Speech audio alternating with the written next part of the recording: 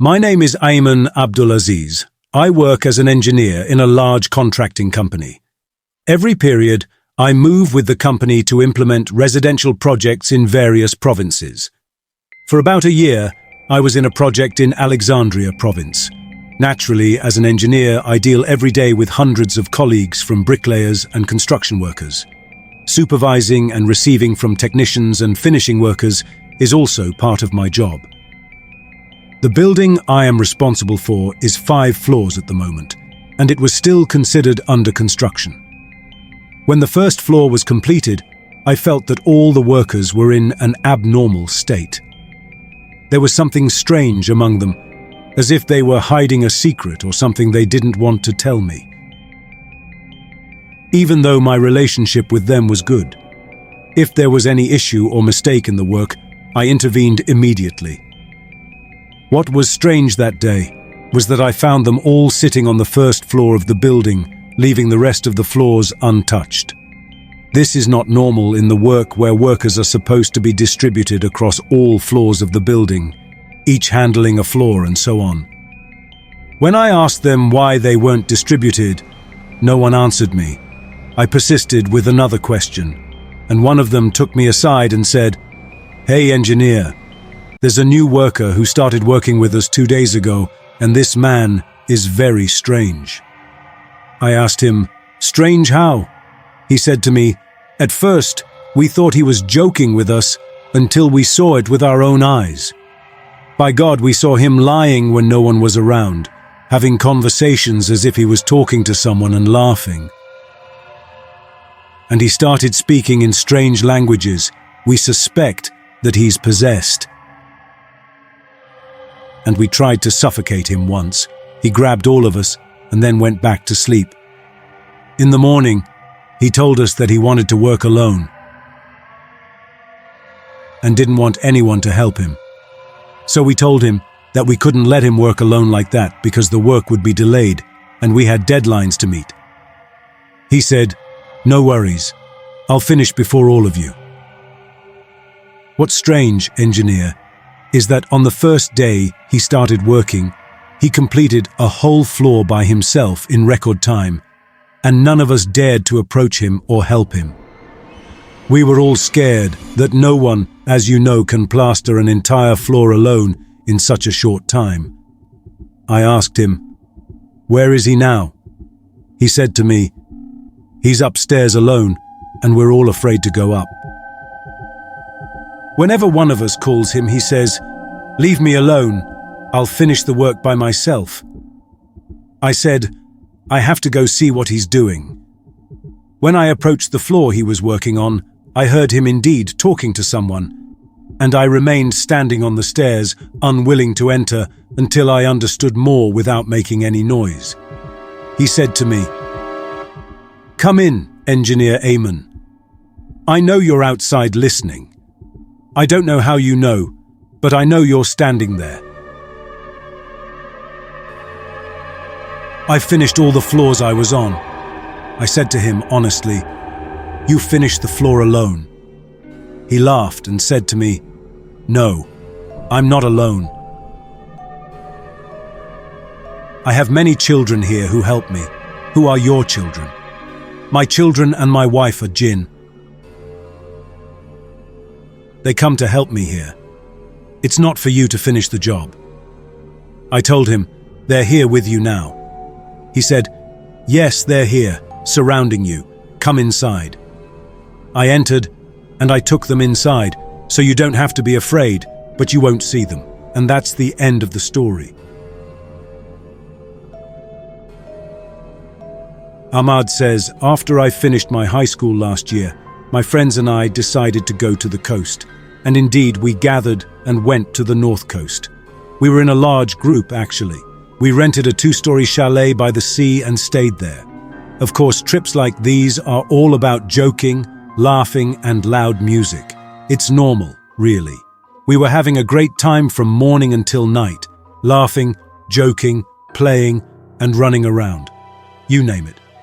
We loved playing the water fight game, which involves spraying each other with water, and we almost never slept. It was indeed a lot of playing, laughing, and fun. The first day was normal, but the next day, strange things started happening. And strange things started happening to each one of us. It all began when we were all sitting outside in the chalet's garden, and we heard Mutaz shouting loudly. We all rushed to see what was happening. He said he saw a little girl in the kitchen staring at him, shouting at him, and telling him to leave because we were annoying. Mutaz thought she was a neighbor's child or something, so he told her, "Why are you here? Why don't you stay in your own chalet?" She replied, "This chalet is ours and this place is ours. If you don't stop bothering us, we will get angry." Then she disappeared. We believed Mutaz, but in reality, none of us saw anything because his face was very pale and terrified. From that day on, we all went to sleep, and the next day, they all went to the sea, leaving me behind sleeping. I woke up and went downstairs to the kitchen. I found a long piece of paper on the marble floor with a warning written on it. "We warn you to leave." I took the paper and went to the sea to ask them who wrote this and who left it here. They all said nobody wrote this message. We began to suspect each other more. On the third day in the chalet, something happened that made us all decide to leave the chalet that day. What happened was that we were all upstairs, nobody was downstairs, and we started hearing voices and sounds of things moving on the ground floor. We heard a sound like fabric being torn. Honestly, we all looked at each other and didn't understand what was happening. We said, "Let's go down together to see what's going on." Surely none of us could do anything. Quran recitations played on our phones. We went down to the ground floor and found all our clothes torn and scattered on the floor, literally. Some of our CDs were broken, and those that weren't broken were missing. We found a piece of paper with "You are unwelcome guests" written on it. We took pictures of what was happening and started sending them to each other and our acquaintances, asking everyone to send it to whoever they knew. I sent the picture to my dad, and he said, "Leave that chalet immediately." I said, "Dad, someone is messing with us, and it's not a joke." He said, "Even if it's humans doing this, it's not reassuring. Leave them." We packed our bags and left, and we called the supervisor and told him what happened, and we showed him the pictures and the warning note. He said, "You did the right thing leaving. It seems you've done something wrong or angered God." I said, "Maybe the music and such angered God, but we didn't commit any major sins." He said, "It's good that you left, and it's better not to do something exaggerated again." After that, I went to take a shower at a mosque nearby. The caretaker told me, "The jinn of the house are everywhere. When you overdo something and try to know too much, they come out of their silence. Honestly, you were exaggerating a lot, and the way you waited for them was too much. We performed a ritual for purification, and we got back some of the money we paid." We tried to understand from him, but he swore that he didn't know anything about this talk, so we realized that we were probably the ones who provoked the jinn in the house to the extent that they let us leave. Eunice says, "Peace be upon you, and God's mercy and blessings. I don't know if you'll believe me or not, but I'll tell you anyway. My name is Salim, and I live in Al-Mohandesin. By the way, I know where you live, and I know we're neighbors. On the 1st of last February, I went to stay with my cousin in their apartment in 6th of October in Sheikh Zayed because he was going to stay alone for this period. Anyway, I arrived around midnight, and I had dinner with my cousin, and he went to sleep. But I wasn't sleepy at all. I opened Facebook and started browsing a bit, and after about 5 minutes, I heard a sound in the kitchen, like the sound of electric sparks. I thought there was a short circuit, so I jumped out of my place. When I reached the kitchen, the lights in the whole house went out. I thought, okay, this is a power outage, and it's good that the lights went out instead of causing a fire. I went to the main light switch to turn it back on, and I heard the sound of electric sparks coming from the kitchen again. This time, because it was dark, I saw a weak light coming from the other end of the corridor. When I focused on the weak light, I saw an apparition or a shadow standing there. And after a while it became more apparent because I saw a candle suddenly appeared. The glow of the candle was enchanting, reflecting upon her as she stood there, dressed in attire resembling a school uniform. Then, the candle flickered out and everything fell silent. With the extinguishing of the candle and the ensuing silence, all the light returned to the house, as if 1,000-fold. I sat there in the apartment, utterly perplexed, trying to discern whether what I had seen was real, imaginary, or some sort of hallucination. I couldn't grasp anything. Just as I drifted into sleep, she appeared, wearing the same school uniform and the same smile. This time, she extended her hand to me, leading me and saying, "We'll go to a certain street." We went to a well-known street in October 6th, to a very famous market. I knew the street well. She left me standing on the pavement and crossed the street. When she returned, a car hit her with such force that it flung her to the other side of the street. I woke up in a state of shock, woke up my cousin and told him what happened. I took him to the street and kept asking people there if there had been an accident recently, especially involving a girl. Eventually, one of the vendors, with a sense of pity, told me that indeed a girl had died while crossing the street in an accident, and when he described her, she matched the girl I had seen in my dream and in the apartment. What was the connection? Why did she appear to me? Why specifically in this house? I have no idea. But I swear by God, I saw her. I swear, I saw her. If you have any explanation as to why I saw her and why I saw her specifically in that place, tell me. Let's move on to Aunt Khadijah's house. She claims she had an extremely traditional wedding and moved in with her husband to his family's house in a village in Province Q. The family house was 4 stories high, and we lived in an apartment on the 4th floor. Directly above us were the roofs. When I moved in, my mother-in-law made a very strange request. She asked me not to wash the dinner dishes after we finished dinner, but to leave them for her, and she would wash them the next morning. It was a strange request that I didn't understand. I thought maybe she just wanted to ease my burden or something. Days passed, and then my mother-in-law fell ill, and we had to rush her to the hospital, where she was admitted. Her condition was strange, but the doctor reassured us. When I returned home, I decided not to leave the dishes until morning and washed them myself that night. The next day, I found mold inside the cabinet and even on the clothes. I was astonished, especially since I am very concerned about cleanliness and ventilation. I cleaned the cabinet thoroughly, removed all the clothes, and washed them again.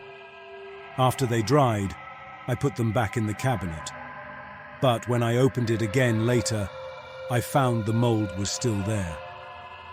I told my husband what happened, and he took out everything, and we put the cabinet on the rooftop, exposing it to the sun after washing it with water and salt and spraying it with disinfectants. On the same day, I was sitting with my sister who came to visit me, and I felt a headache and heaviness on my shoulders and lethargy in my whole body. I tried to move, but suddenly I started crying and screaming, and my sister got alarmed and kept comforting me and reciting Quran until I calmed down and returned to my normal state. I want to say that I was aware of everything I was doing, from screaming, crying, to hallucinating, but I wasn't in control of myself. When my mother-in-law recovered and returned home, I told her what happened. She said, "Didn't I tell you not to wash the dishes at night?" I asked her why, wanting to understand. She said, "When we first bought this house, my dear, it was abandoned for a long time, and it was inhabited by jinn or spirits, and there were many of them. One night, I woke up to the sound of movement in the kitchen, went to see what it was, and saw an old lady roaming around the empty food plates from dinner, cursing the owners of the house for not leaving her anything to eat. Since then, I asked and was told that these are the housekeepers, and as long as you see her while she's looking for food, You must leave whatever remains of your dinner as it is until the next day. From that day on, I started leaving the leftovers in the plates until the next day, because what I understood from their words is that they eat from it, and this way they are satisfied, and I am in my state. What happened to you, my dear, is because you washed the dinner dishes and washed the plates that had dinner leftovers. Honestly, I don't know whether to believe my mother-in-law or think she's lying, but after what she did and what I saw, and after we did what she said, my condition improved, and they are in their state, and I am in mine. I'm sorry, Eunice. I can't fully disclose my name in this experience because what I'm going to say is related to a place that still exists until now, and many people still visit it. I work as a consultant in psychological and neurological diseases at a hospital in one of the governorates of the Canal, and my work nature is well known in Cairo. Governorate for mental and neurological diseases, and my work at this hospital is well known. Specifically, it's just a follow-up on cases transferred from the hospital where I work in my governorate to a hospital in Cairo Governorate. I used to go there every month, and everything was normal and smooth. Of course, there's a designated area for doctors to sleep on the ground floor of the hospital to be close to the patient's ward for easy monitoring. On my last visit to the hospital, when I went to rest in the room on the top floor, I found out that I was practically alone on the entire floor. Initially, I imagined that surely my female colleagues would come up with me, but I discovered that I was completely alone in the room. I didn't focus and entered the room and locked it well, although it was a hot day and we were in the summer. I felt an abnormal and unexplained cold. I went outside to look for any room where I could take a blanket or a sheet to cover myself because I was too lazy to go downstairs, again, to ask for one. I actually got up and knocked on the door of the room next to mine, hoping someone had borrowed a cover from there. I knocked several times, but no one answered. I opened the room, and as soon as I entered, I found many plastic bottles on the floor, many empty and neatly arranged in an orderly manner. Someone had arranged them like this precisely. The sight puzzled me, and I didn't understand why.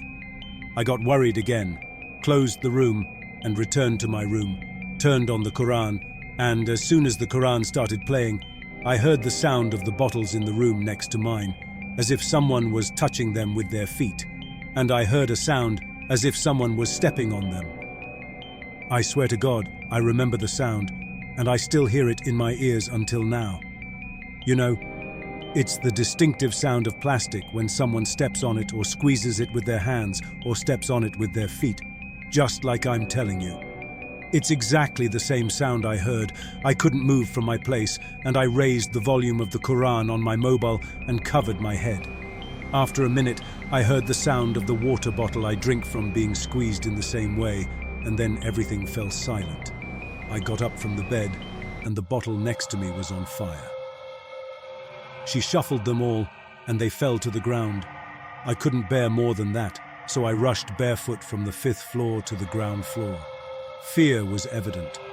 The first person I met was the nurse, in charge of the women's ward at the hospital. As soon as she saw me rushing down, she said, "Come, my dear, what's wrong with you?" I told her what happened. She told me she would tell me, but I had to swear not to tell anyone and not to mention it. I swore not to, as she said, to keep the peace. She told me that last month a girl who was severely depressed was brought in, having severe panic attacks, and no one could control her at all. They placed her on the top floor and locked her up. She used to sit arranging the plastic bottles, which she asked for, claiming she was playing with them. But what happened later was that she threw herself from the top floor and died. The tragedy, my dear, is that the window was closed with iron, and it was impossible for anyone to open it. No one knows how the girl managed to jump from the 5th floor, and she died. I will tell you another experience I heard from my mother. She told me that when she was young and lived in her grandmother's house. And whenever Maghrib prayer was called, her grandmother would prevent anyone from entering the kitchen until the next dawn. She would gather everyone in the house to take their belongings from the kitchen before Maghrib, strictly prohibiting anyone from entering the kitchen after Maghrib. Before Maghrib, her grandmother would enter and cover all the utensils in the kitchen. The strange thing is that on the first day they entered the kitchen after Maghrib, they found the kitchen completely clean and tidy. Even the dishes that were usually unwashed were found washed. My mother thought that her grandmother was the one who cleaned the kitchen before going to sleep at night. And when she grew up, she realized that her grandmother had a relationship with one of the benevolent Jinn. Yes, they used to talk about it as if it were a very ordinary thing. Her name was Mariam. When my mother asked her grandmother about the nature of the relationship with the princess, or the girl, as my mother used to call her, Princess Mariam, she told her, "This is true. Our kitchen is her home. She always comes to it at night." My mother didn't believe her and said she must be scaring them just because they didn't enter the kitchen at that time.